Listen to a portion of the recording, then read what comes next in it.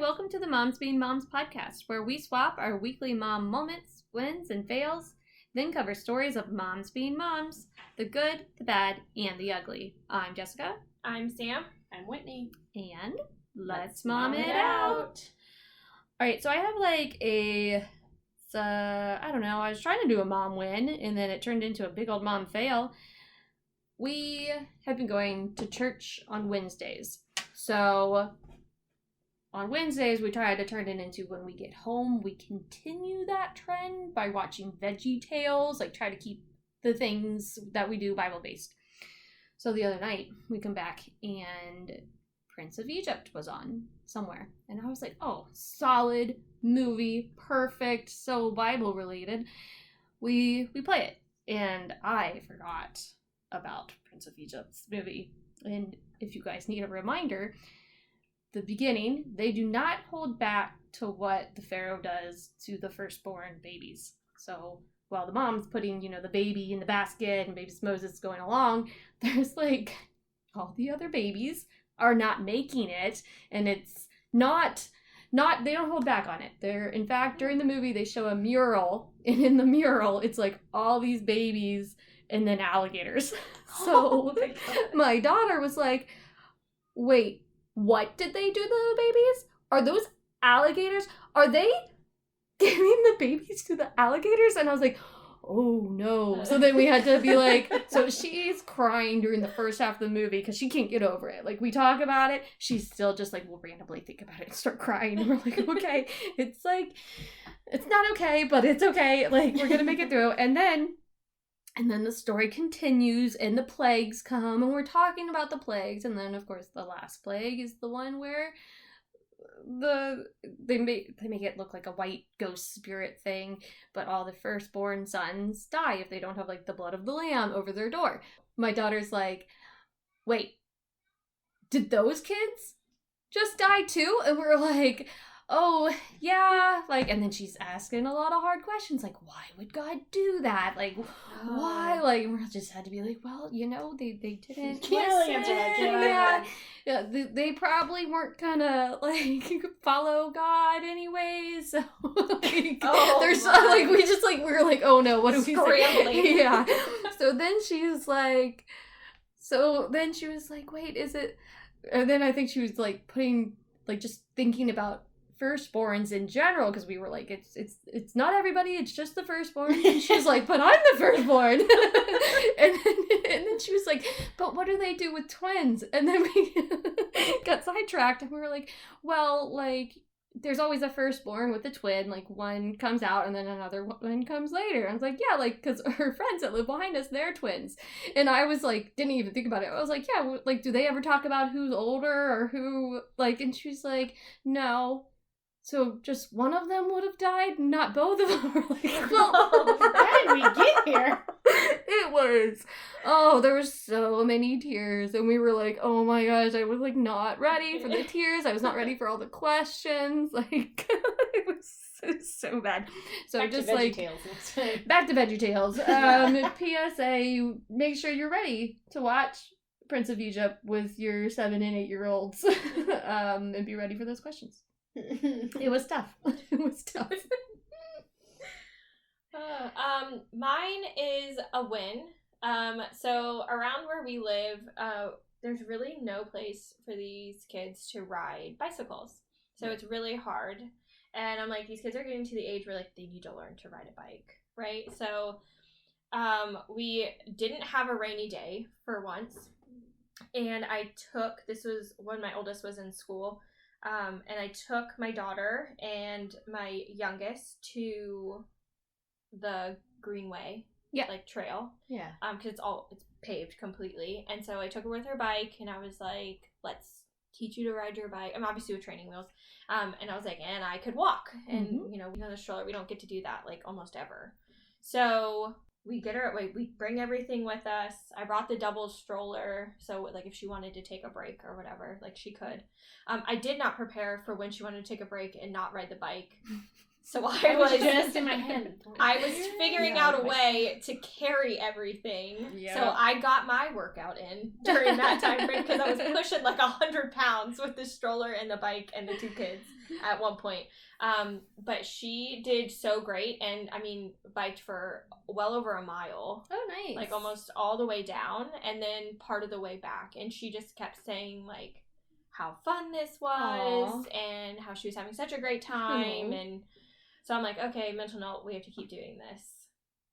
And I need to get out there too. But I was like, I don't know if I could do 2 kids on a bike and a stroller. Yeah. In a public place. Yeah. Yeah. Yeah. I was like, but I'm going to try. I'm going to try it at some point.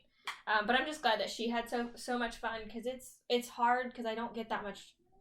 I say like I don't get that much one-on-one time with her, but it's because I always have my youngest. Yeah. So he was in a stroller. He was, busy Content. looking around. And she talked the entire time. So if you have a daughter, and if you know my daughter, she just, from the moment that girl wakes up in the morning, she does not stop talking until she goes to bed. I mean, everything that she's doing, she's narrating. She's in the shower. So She's precious. singing in the shower about washing her hair. Like, it's just constant. We love her to death. But it's just like, oh my gosh, girl, I thought this walk, you would get tired enough where, like, you wouldn't. No. Nope. Talked about everything. But that was a good morning because we got to do that. We got, to talk a little bit on the walk with just us two. And she just told me how much she enjoyed it. So. Oh, that's so precious. Yeah. Mine is a fail. Should have had a drum roll because nobody was expecting that. On the way home from the grocery store yesterday, my youngest is rambling on in the back seat, and she goes, "Daddy's smart. Her siblings are smart. She's smart," and then she stops. Doesn't elaborate. There's no mommy there. I didn't even ask because I didn't want to know. And she goes, "Mommy, you're not smart." I was like, "All right, thanks for that. Can I ask her why?" And she goes, "You forget things." And I said, "What?" She's like, "Yeah, you forget things like your phone and she had a list." She had a list. And I stopped listening after phone because it was too comical. Because you forget things like your phone. And it was my gosh. funny. I was like, I can't argue. You're not wrong. Your dad would agree. I don't know what to tell you. So, but it was funny. And I think I say too much as an excuse for myself. And, when they come and get you, come look at this, come do this. I will in a minute. And they come back. And I'll be like, "Oh, sorry, I forgot." Sometimes I don't actually forget. I was just hoping they would forget. Yes. So I think that between me actually forgetting stuff, which does 100% happen all the time, and me using that as an excuse, she just thinks I forget all the time everything. Because she'll come in and be like, "Did you forget to come look?" "Oh, yes, I did. I Sorry." did. You got me. So, yeah, there's That's funny. We all have mom brains. She'll get it when she becomes a mom. Yeah. Yeah, no, I Come back tenfold. I wasn't offended in the slightest. Yeah, you are correct.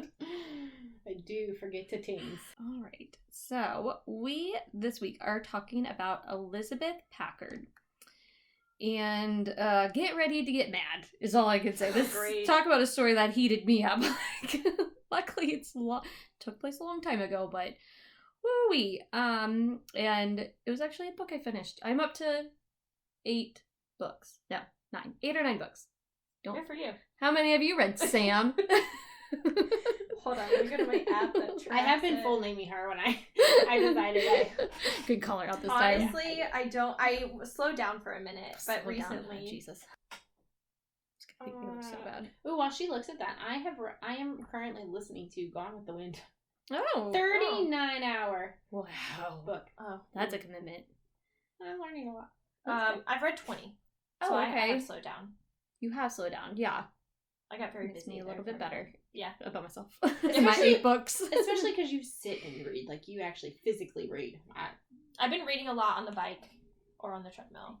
Yes. So I've been doing that That is recently. nice. So that makes it a little bit easier. Now that my oldest likes to read the chapter books, like when we go to bed, she'll sit in bed with me while I'm reading and she'll read her book. And then it turns into her trying to stay in the bed. Get on out. Get out. No, I thought I was going to have a lot more time when Wyatt was out of town recently, but I did not. That is not Joke's on me. I had more work with my husband being gone. Dang it. For 3 days. No, there was also a book I was reading, and it was actually really hard for me to finish. And I'm a person that, like, really needs to finish a book. So I'm like, I just get through it, no matter, like, how, like, not into it I am. Yes. I'm Yeah. like, I want to know, like, where it's ending, just so I know. Right. But, yeah, there was one that was, like, really hard. So that one took me, like, almost a week to read, which is a long time for me to read a book. Yeah. So... Sometimes they, like, get better. Like, sometimes you have to, like, push through it. But right. There's definitely some books I got to then. I was like, well, and that was that book. Yes. But... Like, they have sequels to that book that I was, like, hard to get through. And I was like, I'm not reading them. Yeah, I can.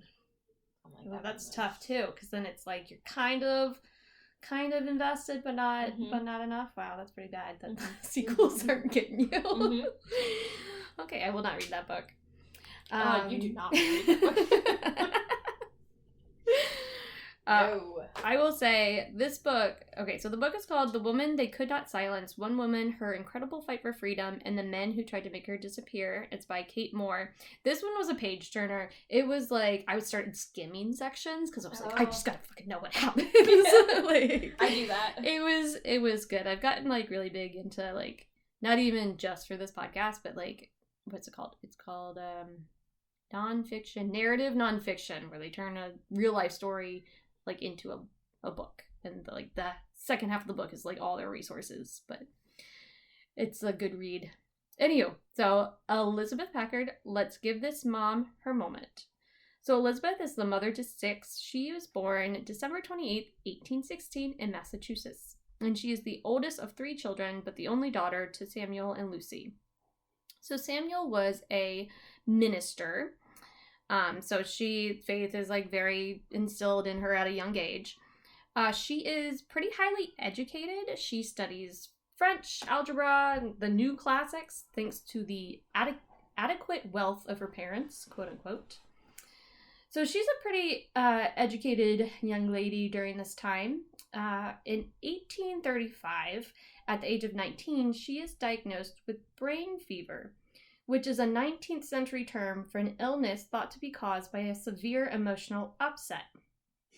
She is admitted to the state lunatic hospital in Worcester.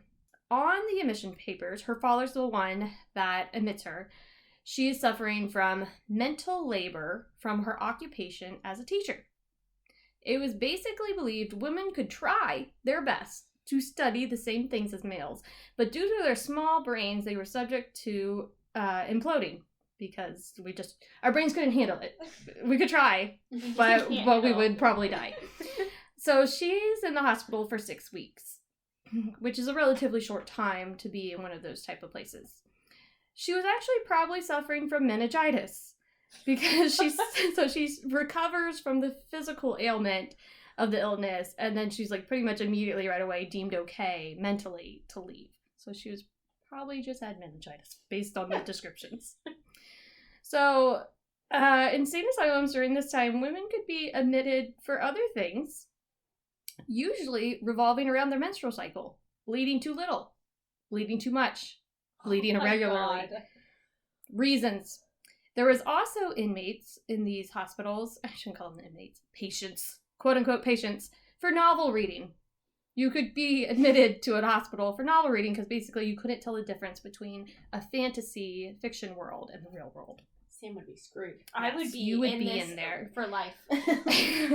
We would all be in this asylum for all of the reasons. Yeah, I'd have multiple counts for life sentencing. Oh yeah. You would just never get out. Never. So she gets out, lives for a couple more years, and then she gets married to, this name's fun, Theophilus. Pretty sure that's how his name. Theophilus Packard, who's 14 years her senior. He is also a minister and kind of friends with her parents. So she does it to please her pa. But he's said to be cold and domineering. They get married when she is, I think, 22, May 21st, 1839. The couple go on to have 6 children. So we have Theophilus Jr., who goes by Toffee, Isaac, Samuel, Elizabeth, which goes by Libby, George, and Arthur. So they have 6 kids. They live in Massachusetts until September of 1854.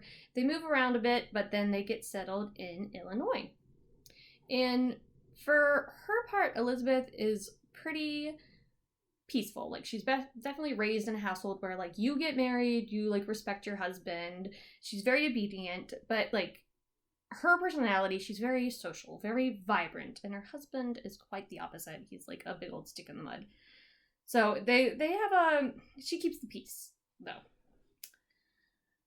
He also had pretty decisive religious beliefs, and after many years of marriage, Elizabeth starts to question his belief and express opinions that were different than his. So she's empowered by the 1848 Women's Rights Convention, which is the first convention of its kind, and that has, like, sparked a national conversation about women's rights in general, and she's kind of like, yeah, like, I should be able to do things, and he's like, yeah, no, you shouldn't. So the main subject of their dispute was religion, but they of course fought about women's rights. They also disagreed on methods of child rearing, managing family finances, as well as the hot topic of the day, slavery. And while these disagreements were initially taking place at home, Elizabeth started speaking up in church, directly challenging him and eventually even leaving the church in favor of a local Methodist church. So her husband's the minister, and she leaves. This, of course, upset her husband.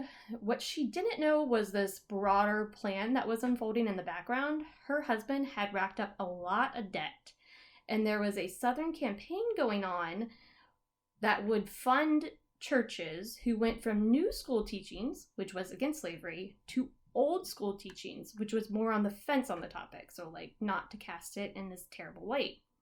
So her husband, for the money, basically, was transitioning the church. So he was changing what he was saying about slavery and other topics. So then his wife starts challenging him and then leaves the church. He's afraid that the funding's going to get pulled. So he starts accusing her of being insane and threatens her multiple times to put her in the madhouse. Eventually getting others in the church to agree, as well as a doctor. Her children, however, are very protective of her. So her dad, big old stick in the mud, dull, gloomy. He's also very, like, fire and brimstone when it comes to God. Like, y'all go in hell. Whereas his mom taught them God is love and was just, like, overall the fun mom. The parent they wanted. They're quoted as saying, "They will have to break my arms to get them loose from their grasp upon you, mother, if they try to steal our dear mama from us." So at the time, there was a law that required a public hearing before a person could be committed against their will into one of these, like, asylums. With the exception that a husband could have his wife committed without a public hearing or her consent. Basically, you got married and you gave up your rights as a human. You were property. And on June 18th, 1860, that's exactly what happens. The county sheriff and other men from her husband's church, led by her husband, arrived to the home to take her into custody. Her husband strategically got all her kids out of the house. So her kids at this time were 16-year-old Isaac. He actually was standing guard at his mother's door at night to ensure this exact thing wouldn't happen. So he's trying to protect her. She has a 13-year-old Samuel, 10-year-old Libby, 6-year-old George, and 18-month-old Arthur. 18 months. She had, like, just weaned him. So, like, when I was reading the story, I saw a lot of my kids with those younger ones. So, yeah, they get her out of the house. She does not want to put up a fight because that could be used against her. Like, there's this, like, idea that, like, if you are sane, you will go to prove that you're not insane. but you're insane if you don't want to go. Right. And you throw So a fit. yeah, so it was like this like catch-22. So she was like, I don't want to go willingly, so she makes them carry her because she doesn't want to walk willingly. Good for her. So they carry her to the carriage, they get to the train station, and at the train station there's a mob there to support her. However, the sheriff speaks to them while she's inside the train station, and we don't know what he said to him. Perhaps they told him he had an arrest warrant or like threatened them if they stepped in, because no one ultimately like stopped them. They like literally watch her as they carry her onto the train. So she is taken to the Jacksonville Insane Asylum in Jacksonville, Illinois. And she is regularly questioned by doctors, but she refuses to agree that she was insane or to change her religious views. Upon admittance, she meets the head doctor, Dr. Andrew McFarland, and in him she feels like she has met an intellectual equal, unlike her husband, who apparently was just super dumb. She greatly enjoyed talking to this doctor, and she figured, like, okay, he's gonna see I'm not insane. Like, this, it's fine. But days turn into weeks, turn into months. She and the doctor talk about a bunch of different things every day, and she actually wasn't having too bad of a go of it. She's in the 7th ward, in which there are women similar to her, likely not insane, but admitted by their husbands for one reason or another. So it's like a decent place. It wasn't home. Furnishings were rough. Food was bland, but she got along well with the doctor and other attendants. So she actually like got her own keys, and she could come and go to different places in the building as she pleased. But she wanted to go home. I mean, she was worried because she had missed a birthday. She missed her kids. She was really worried about Libby, her only daughter, because she's 10. She's a star student, but now she was probably like staying at home, taking care of the house, taking care of Arthur, taking care of George. Like, she's really worried about her. So she's like, yeah, like, this is fine, but I want to go home. After 4 months, she realizes, she started a prayer circle, and she realizes the ladies in the 7th ward are not insane. And she's like, why are y'all here? In fact, she notices there's no treatments going on, because at this time, it's not like how we think of insane asylums. To them, it was like, literally, like, you went there, you got better, and you got out. And she was like, why is no one being treated? They were separated from other wards, but she would hear them cry out to her when she was outside, and she started hearing them say things about the doctor and about what they were going through. And she's like into disbelief. She's like, not this guy. He's great. We've been watching a lot of, was it Forky Asks a Question? Have you seen that? Mm-mm. One of them, he's talking about Friends and how Bonnie's mom is talking to Friends, and she's like, what? No. What? No, not this doctor. He's totally cool. Until one day she's in his office having the daily talk, and she notices a letter on his desk, and she recognizes the handwriting. It's from her oldest son, Toffee. He's 18. He didn't live at home anymore, but he had come and visited her and had like told her, I'll write to you. Like, I'm going to try to talk to Dad, knock some sense into him. But so she goes to get the letter, and she's like, oh my gosh, finally a letter. And the doctor snatches it back and says, nah. Little does she know he has been holding back all her correspondence, in and out. Not only is her son writing to her, she had friends who visited, like, when she was initially admitted, and they were trying to, like, rally the town and get lawyers involved. And she's like, I'm writing all these letters and no one's writing me back. They just weren't giving them to her. So she's like, okay, now eyes open.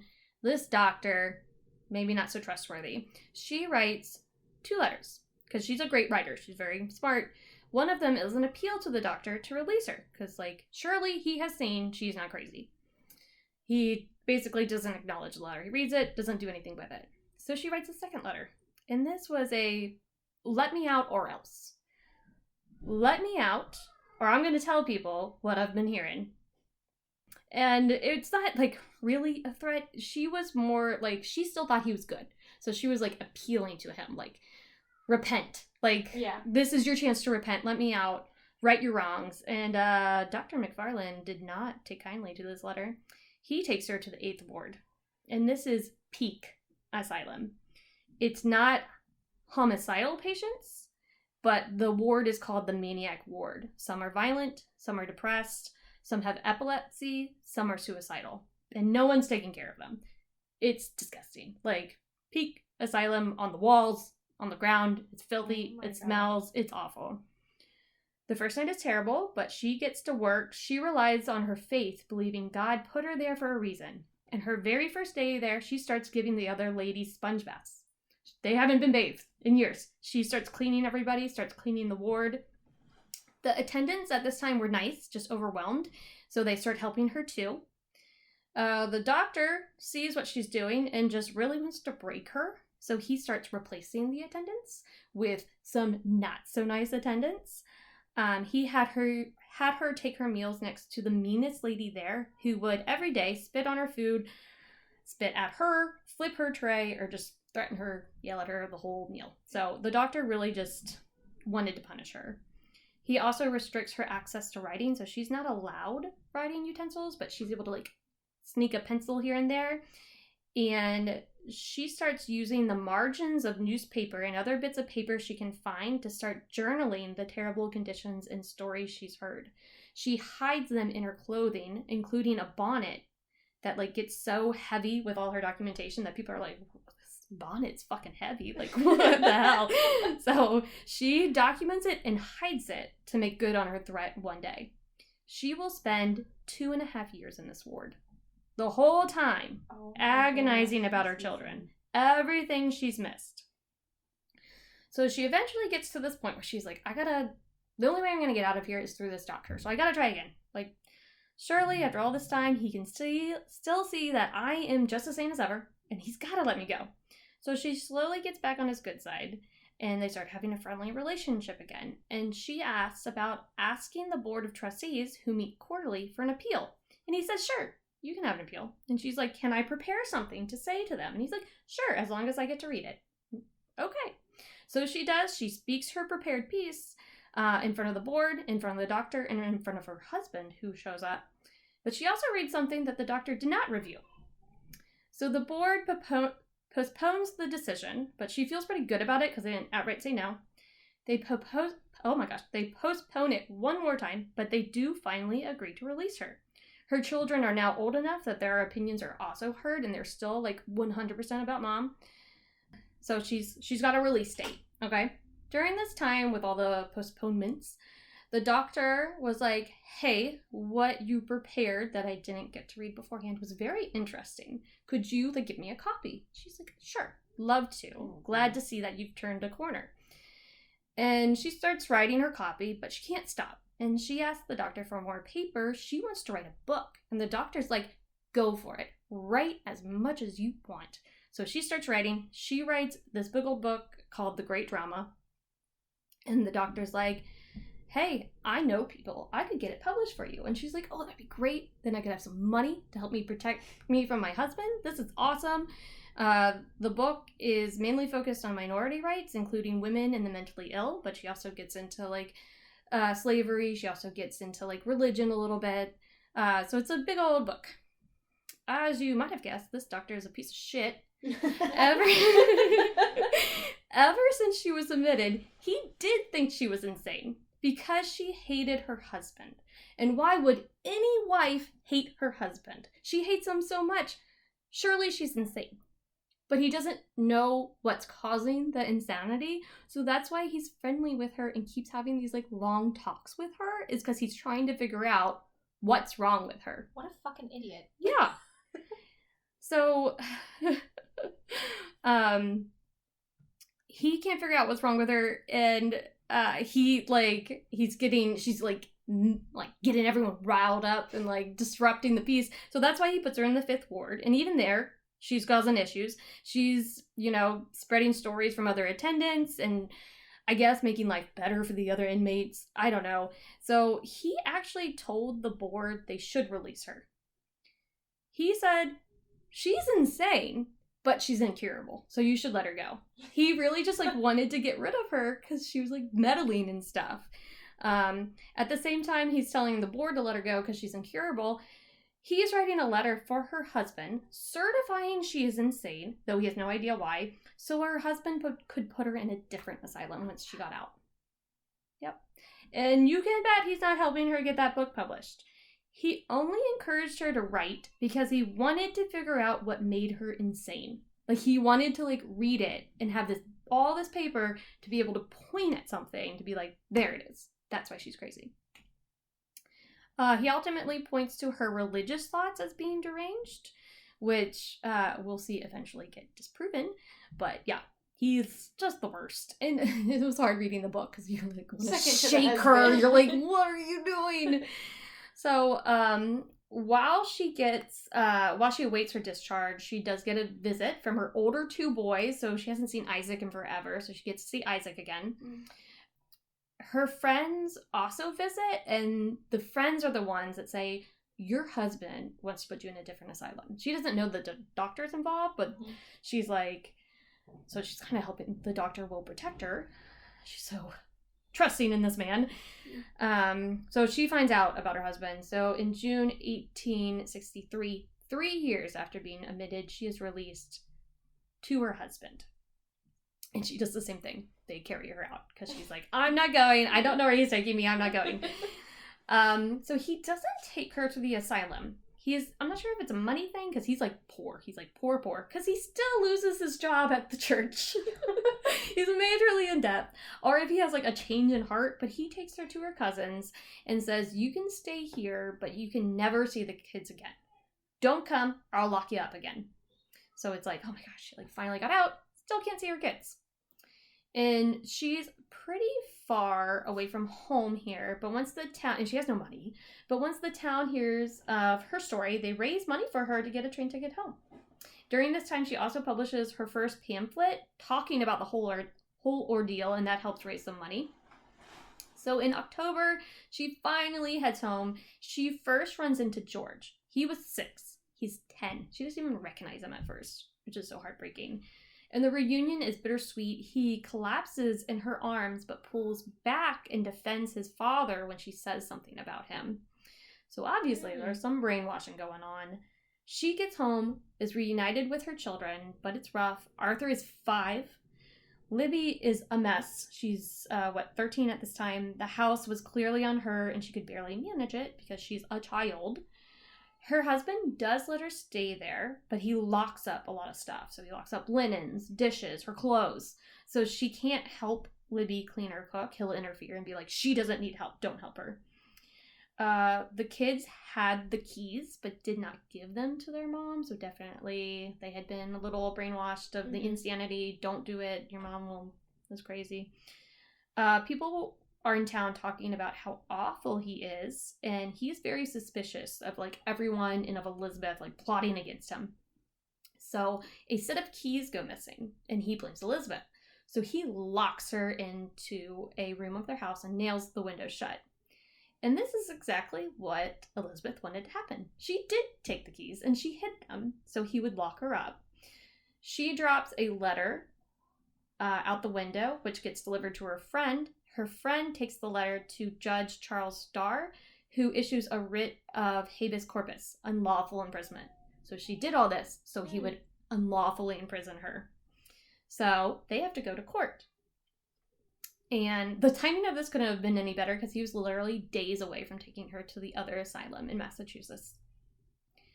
So they go to court, and Theophilus says, I had to lock her up. She's crazy. And Judge Starr says, prove it. He schedules a jury trial to allow a legal determination of her sanity to take place, which is like the trial she wasn't allowed to have. So this trial, Packard versus Packard, lasts 5 days. His lawyers produce a bunch of witnesses from the family to testify that she argued with her husband and tried to withdraw from his congregation. Heaven forbid. They agree that she's insane. They also have the letter from Dr. McFarland saying that she was incurable, and that's entered into court record. So I think this is the first time she's like heard, oh, he does think I'm insane. Like, shit. Her lawyers call on witnesses from the neighborhood saying, nah, she's not insane. She just thinks differently from her husband. The final witness is a renowned doctor, Dr. Duncanson, who's a physician and a theologian, so he could talk to the religious aspect of it. He interviews Elizabeth, and he says while he doesn't agree with everything she says, I do not call people insane because they differ with me. I pronounce her a sane woman and wish we had a nation of such women. They also let Elizabeth speak. So this whole time, her husband's like, she said all these things at church and she's crazy. So they let her read what she read at church. Or she wrote like a Bible essay. And they read it. She reads it and everyone's like, okay, yeah, that was like really well written and well put together. She's not crazy. The jury deliberated for 7 minutes before deciding the case in her favor. So she's legally declared sane. Woo! Right? No. The story continues. Jesus. This is a long story, guys. I'm sorry. But this is why I couldn't stop reading, because I was like, what the fuck? Her husband is not there when the verdict is read. A mob was forming, and he was the intended victim because he sucks as a husband, and everyone in town heard about how terrible everything was going.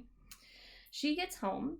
He had, the night before, rented their home to another family, sold her furniture, taken her money, notes, wardrobe, and children, and had left the state. He went to Massachusetts, which is where the asylum was, the second one. So she couldn't follow him because he was just gonna put her in there because the ruling was in Illinois only. So at this time, married women in these states, Illinois and Massachusetts, had no legal rights to their property or children. So she has nothing, lost her kids yet again. She can't go after them. So the first thing she had to do was make money, and she does. She becomes a national celebrity. She publishes an armload of books crisscrossing the United States on a decades-long reform campaign, advocating for married women's rights and freedom of speech, also speaking out against the power of insane asylums.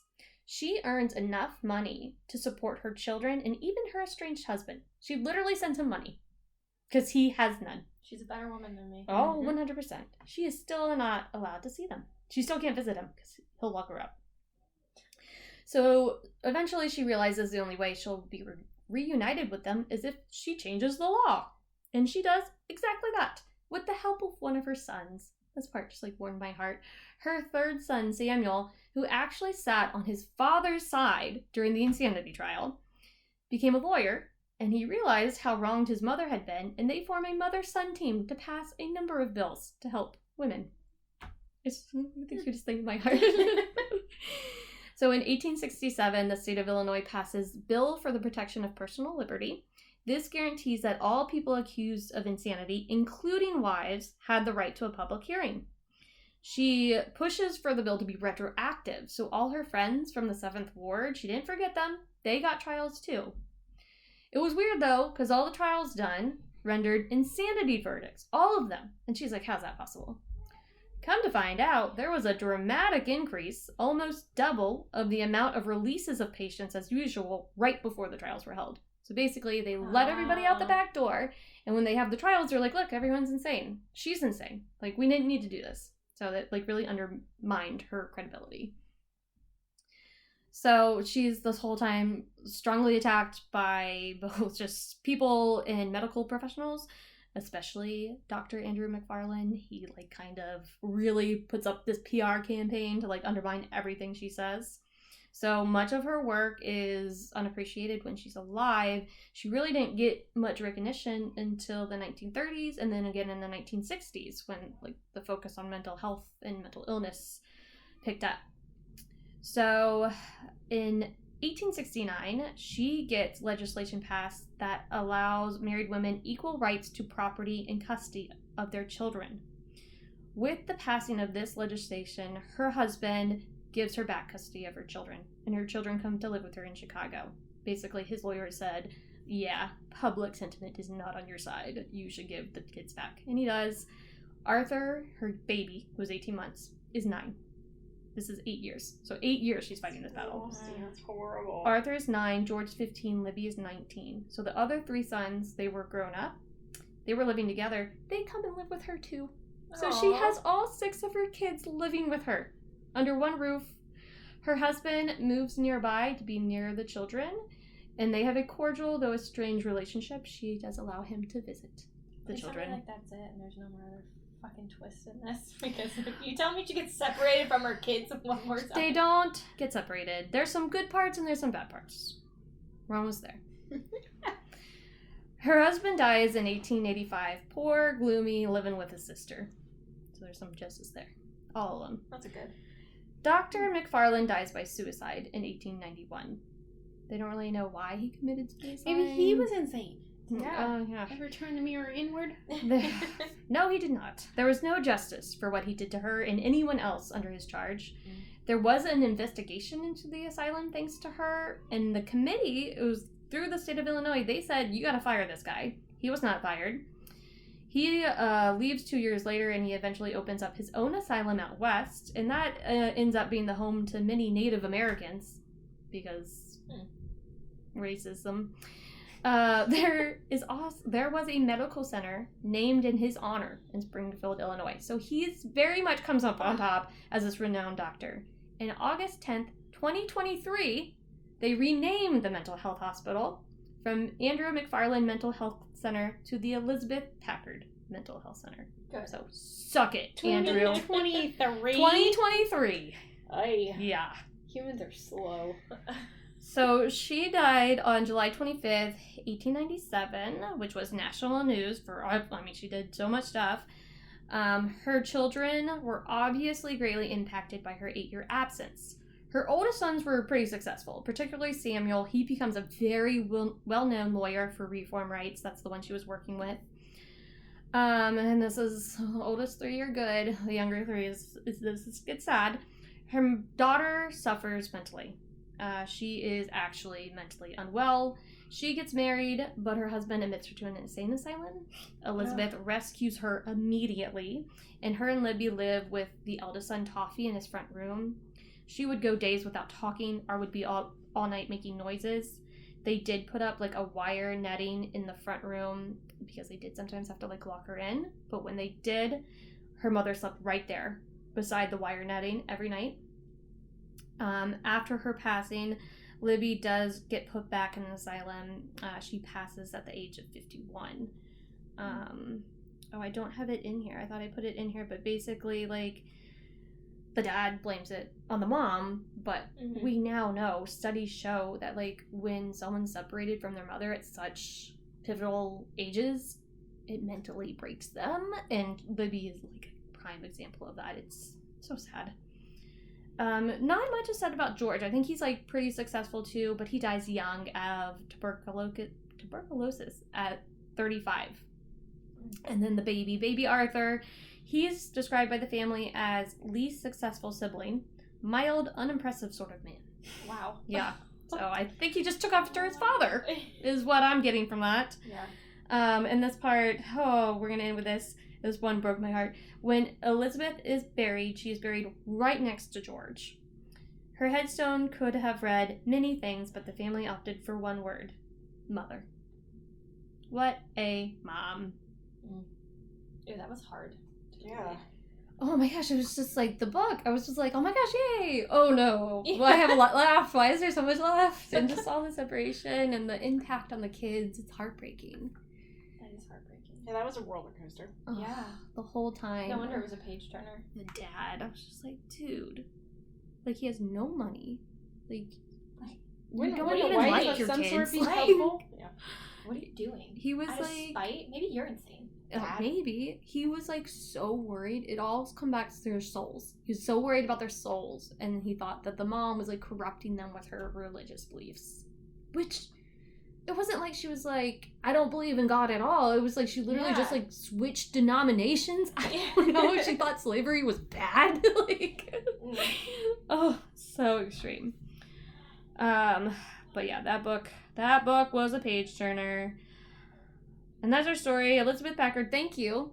I was talking to my husband about this story, and he was like, so her husband just ruined everything for us. I was like, yep. Because of him, we got rights. You can't have my money, and you can't have my kids, and You can't lock me up at your You can't table. lock me up. I asked the kids, I was like, do you think Daddy would lock me up if they had a chance? And my daughter was like, probably. My son was like, I'd get you out, though. And I was like, oh, thank you.